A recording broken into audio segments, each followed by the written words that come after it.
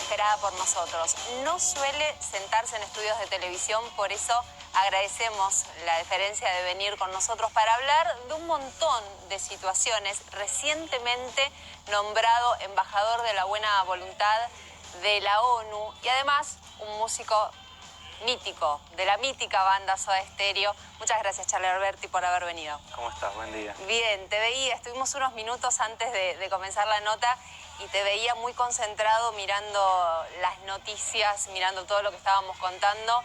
¿Cuál es tu relación con lo que pasa día a día en el país? Mira, soy un lector casi 24 horas de lo que va pasando. Me paso bastante tiempo del día frente a la compu o con el celular. Me gusta ir sabiendo lo que pasa, ¿no? Leo a la mañana, después de correr y eso, leo varios diarios y me gusta estar informado, ¿no? Entonces, tengo así como un pulso casi durante el día de las noticias. ¿Y qué es de todo lo que pasa lo que te genera más indignación, te duele más?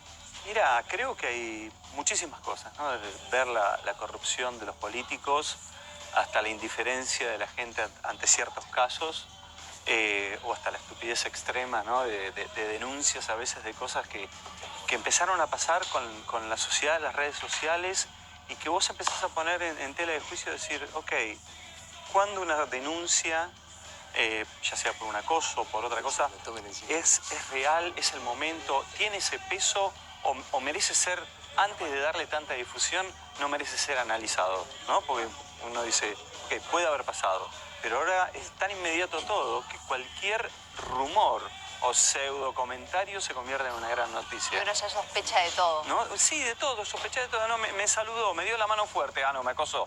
Wow, y de ahí en más se genera un río de información que a veces es muy difícil de parar, ¿no? Entonces, digo, como todo, tenemos hoy la suerte de poder tener algo como las redes sociales, que nos sirven para estar más cerca de la gente, pero también hay una parte mala, ¿no? Que es la noticia falsa, el hacer cualquier cosa con tal de tener 2 likes más. Y la gente vive aturdida, ¿no? Porque aparte cuesta mucho diferenciar cuáles son realmente las grandes noticias o a las que uno realmente le debería de prestar atención y dejar la otra para que darle un par de días a que decante y si ahí te das cuenta si realmente era una gran noticia o un gran rumor. Bueno, ¿no? obviamente que para la Argentina uno te ve a vos y pensamos en lo que ha significado para cada uno de nosotros Soda Stereo, una banda que nos hizo conocidos en el mundo. Pero después de esto, tu vida transitó... por muchas cosas muy buenas. Sí, por supuesto. Tu vida transitó por un interés por la tecnología primero y por la ecología muy fuerte que te ha llevado a esta noticia. Hoy sos embajador de la buena voluntad para la ONU. ¿Qué significa exactamente? Mira, significa, desde lo personal, una mano en el hombro, ¿no? Un guiño a algo que vengo haciendo hace mucho tiempo, por convicción, por comprensión, porque entiendo que el momento de comunicar esto es ahora, ¿no? Yo recién justamente cuando vos me decías eso, que estaba muy metido dentro de la noticia, decía, wow, qué cantidad de cosas que pasan todos los días, que antes por ahí no eran visibles y ahora son visibles. Quizás pasan más, obviamente, también somos mayor cantidad de habitantes. Digo, pero ¿cómo haces para que la gente pueda entender en el momento en el que estamos en nuestra vida del mundo, ¿no? Porque es un momento muy complicado. Es un momento muy complicado para la humanidad, para nosotros como especie. La gente cree que las cosas no van a pasar, o que, bueno, subió un poquitito la temperatura, o qué calor que hace en el verano. Se subestima mucho el tema, uno escucha también a muchos referentes que lo tratan con poca profundidad, pero la diferencia entre esos referentes y vos es que lo has analizado y lo has estudiado y es absolutamente lógico si uno se dedica realmente a entender tu punto de vista con un planeta que está consumiendo la energía de un planeta y medio. Es casi numérico. Los recursos. Los recursos del planeta. Los recursos, sí. Para terminar lo de la ONU, bueno, es eso. Básicamente lo que yo voy a hacer es amplificar lo que ellos ya vienen haciendo muy bien. Es el PNUD en Argentina. Ellos, dentro de todos de los objetivos que tienen dentro del programa, tienen objetivos muy claros sobre la sustentabilidad y sobre la información a la población sobre el cambio climático. Y mi ayuda va a venir desde ese lado.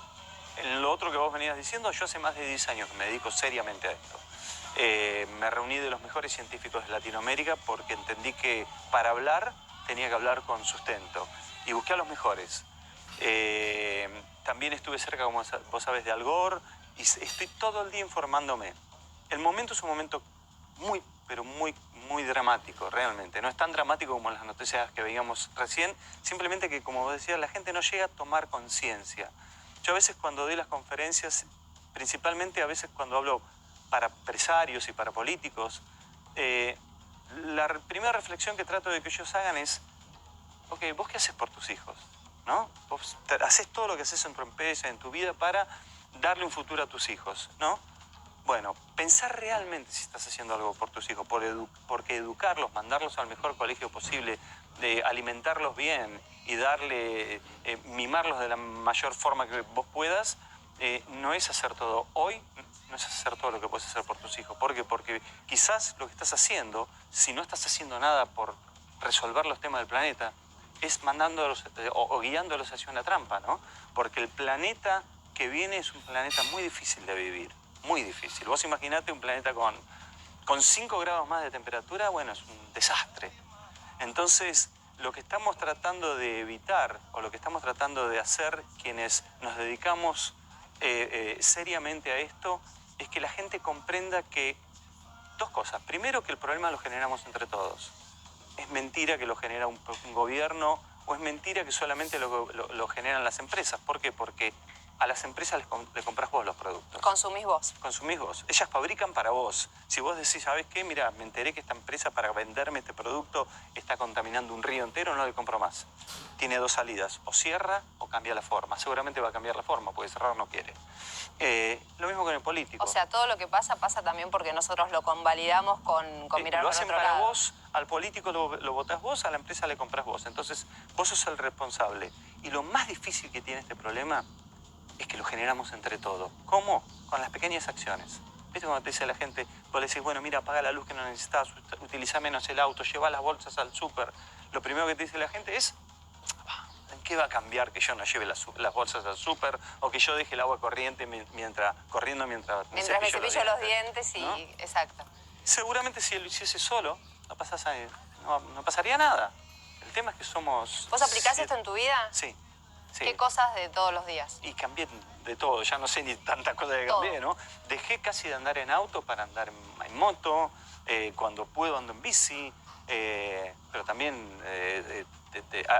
hay ciertas cosas que uno no puede cambiar. Si yo me tengo que ir a México al estreno del séptimo día, me tengo que tomar un avión. Entonces, lo que vos podés hacer a posterior... Tendrás millas, ¿no? ¿Eh? Tendrás millas. Muchísimas, me imagino. Más de las que quiero. Me imagino. Más de las que Habrás quiero. pasado tus buenas horas en aeropuertos. Muchísimas. Pero digo, después de lo que vos podés hacer con eso es compensar. Pero para no marear a la gente, el problema se genera por la sumatoria de esas pequeñas acciones. Lo difícil es que lo hagamos todos.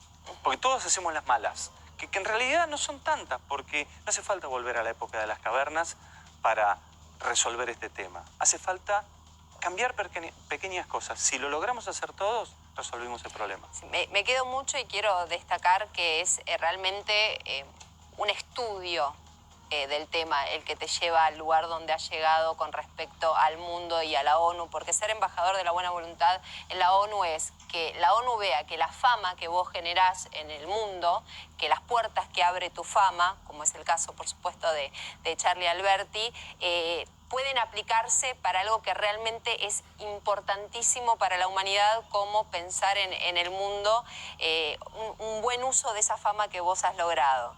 Es un tema complejo, aparte, para informar, porque si vos no lo informás bien y no decís lo que realmente es, podés generar desinformación.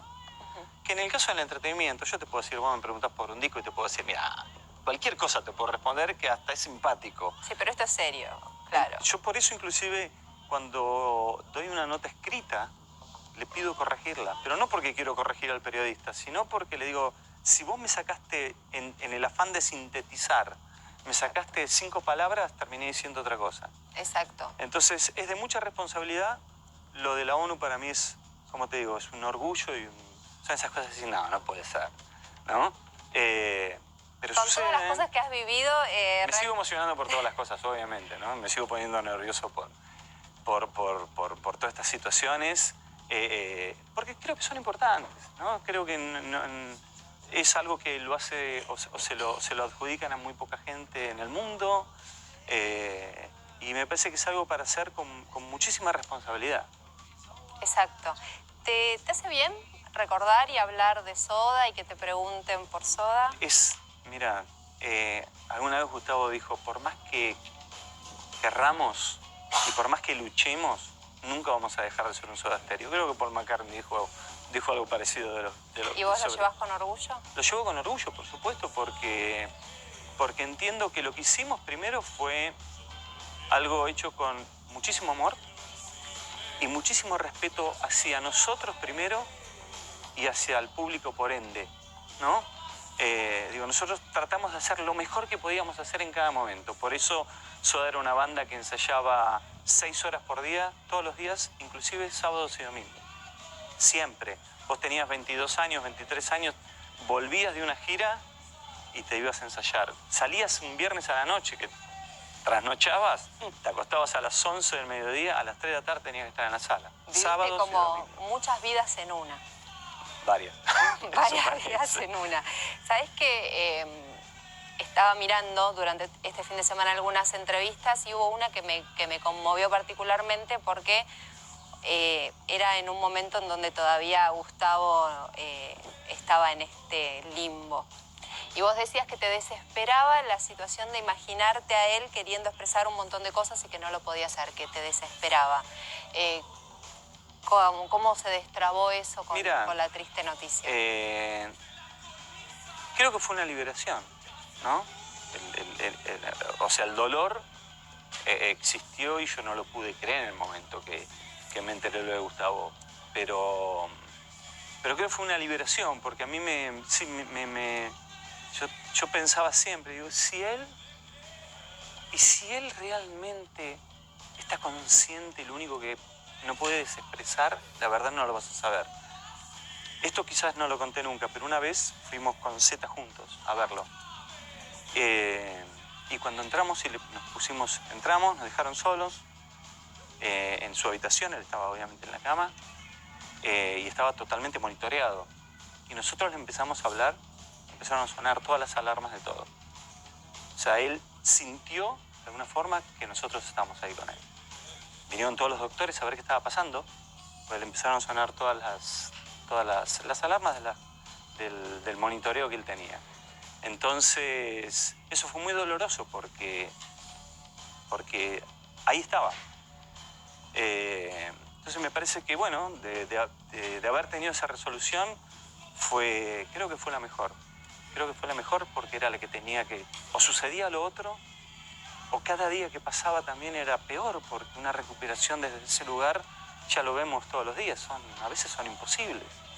Entonces, uno que lo ama, lo mejor que podía esperar era que si él estaba en un lugar de donde no iba a poder salir, que terminase lo antes posible.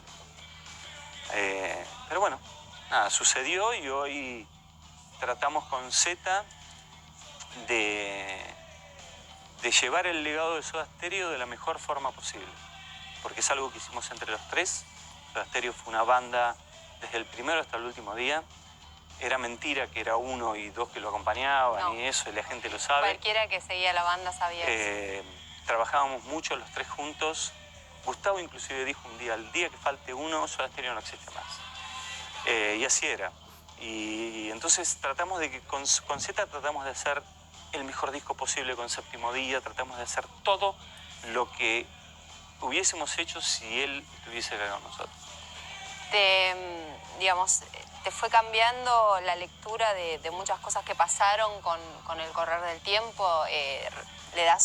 ¿Resignificás ese último show, alguna charla u otra que habrán tenido? algún encuentro. Ustedes también tenían como una relación que vos describiste como hermanos. A mí me parece muy bueno el término porque los hermanos son así. Se llevan bien, se pelean, lo que sea, pero son hermanos. Van a serlo siempre. Sí, sí, tremendo, tremendo. Mirá, la gente fantasea con muchas cosas. No, se peleamos por Débora. Mentira, no nos peleamos por nada. Débora hacía mucho tiempo que yo había dejado de estar con ella. Es más, dije, qué suerte que se puedan conocer y que puedan estar bien. O sea, todas esas fantasías que la gente inventa porque uno tampoco las cuenta. Y a mí no, soy una persona que no me gusta hablar de esas cosas, pero hubo una charla muy genial que nosotros tuvimos, que fue, estábamos ensayando para hacer la gira del 2007 y un día estaba en una cadena de mails, yo respondo impulsivamente a una situación, pero ni siquiera nuestra. Era algo que tenía que ver con, creo que, el show previo de la conferencia de prensa en New York City. Y ese mail desencadenó una duda, ¿no?, por parte de Gustavo, de si yo me había enojado. La cuestión es, fue una tontería, ¿viste? Cuando decís, ese día yo estaba en el estudio, en la sala de Gustavo, haciendo una foto para Yamaha, para la compañía de batería, entonces había apagado el celular. Estuve todo el día en su sala y él se pasó varias veces llamándome a mi casa, a mi celular, porque quería hablar conmigo, porque quería ver qué había pasado. Más que estabas enojado. No, claro, no me quiere atender. Claro. Y yo estaba en su estudio, ni siquiera en el mío, en el de él. Bueno, la cuestión es que eso terminó en una llamada muy emocionante. Hablamos una hora llorando los dos. Nos dijimos todas las cosas que nunca nos habíamos podido decir por esa cosa de, yo no te voy a decir, ni voy a torcer el brazo, ¿no? Y creo que fue una de las cosas más liberadoras que nos pasaron en nuestra historia, por lo menos en nuestra historia personal entre los dos, ¿no? Así que, nada, a partir de eso y después el proceso de creación de Séptimo Día fue para Zeta y para mí un proceso de aprendizaje. Y fue un proceso de aprendizaje emocional y musical, porque fue muy difícil estar en el estudio al comienzo sin Gustavo. Porque las decisiones siempre eran, sí. Lo bueno que tenía Soda era que eran 2 sí, un no, 2 no, un sí. No había... Alguien desempataba. Siempre. No había empate. Entonces las decisiones eran medianamente sencillas de tomar. El tema es cuando sos dos. Y lo que nos sirvió fue un proceso de curación, porque al principio yo pensé que no lo íbamos a lograr. Era muy difícil abrir las cintas y escucharlo a Gustavo y escuchar la batería sola y las tomas que hacíamos y eso. Emocionalmente iba a ser muy fuerte, porque obviamente cada cosa disparaba un recuerdo, una historia, pero ese proceso nos hizo entender que lo que había pasado, que lo mejor que podíamos hacer nosotros entonces era honrar eso, esa historia que habíamos tenido. Entonces fue un aprendizaje también para trabajar los dos juntos, y las decisiones que siempre tomamos fueron las mismas decisiones que hubiésemos tomado los tres juntos. Y lo otro fue, bueno, ok, sucedió lo que sucedió, es hora de seguir adelante. Por lo menos con esto, con el legado de Soda Stereo, porque Soda Stereo futuro no existe más, ¿no? Pero sí hay un montón de cosas que han quedado en tu corazón, en el corazón de la gente y en la historia, porque hay un montón de chicos de 10, 12, 13 años que vienen y te dicen, firmame el disco. Digo, ¿para tu papá? No, para mí. Claro, obvio. Entonces... Porque son los papás los que les cuentan a los chicos lo que significaron. Sí, entonces, nada. Y para ellos mismos, por los principales, que yo estoy todos los días hablando de medio ambiente. Porque en definitiva, y eso es algo lo que tienen que entender los padres, es lo mejor que pueden hacer por sus hijos, es hacer algo por el medio ambiente, porque el planeta que viene va a ser un planeta muy cruel si no hacemos nada. Un planeta sin recursos, con otras temperaturas, con 150 millones de refugiados ambientales para el 2050, si por diferentes causas, aumento del nivel del mar, desaparición de glaciares. Otra de las noticias puede ser que para el 2050 no haya más peces en los océanos. Son cosas reales, no es algo que no va a pasar. Sí, aparte son cosas que vamos a ver nosotros, van a ver nuestros hijos. Antes tenías la creencia de no, por ahí será un tema de, no sé, tataranieto, o lo que sea. Hay algo que yo siempre lo digo en las conferencias. Nosotros sabemos lo que estamos haciendo sobre los ecosistemas, ¿no? Vos podés decir, bueno, contamino el mar, eso provoca tal y tal cosa. Pero ese ecosistema impacta sobre otro. Lo que hoy no tenemos es el cálculo del efecto dominó. Entonces, muchas de las noticias que nosotros sabíamos que por ahí te decían, no, mira, es para el 2100, pero está pasando ahora. ¿Por qué? Porque es la imposibilidad de calcular el efecto dominó. Entonces, que por ahí todas las cosas que yo estoy diciendo, que a veces son muy tremendas, pueden ser peor. Pueden no ser en el 2050, pueden ser mucho mañana. antes. ¿Cómo se lleva la Argentina con este tema? Porque uno realmente no ocupa, salvo en muy pocos casos, no ocupa la agenda. Esto pensás, primero, con respecto a eso, dos preguntas. ¿Vos pensás que es casual que no ocupe agenda o está pensado que realmente no seamos tan ignorantes la mayoría en el problema que tiene el mundo?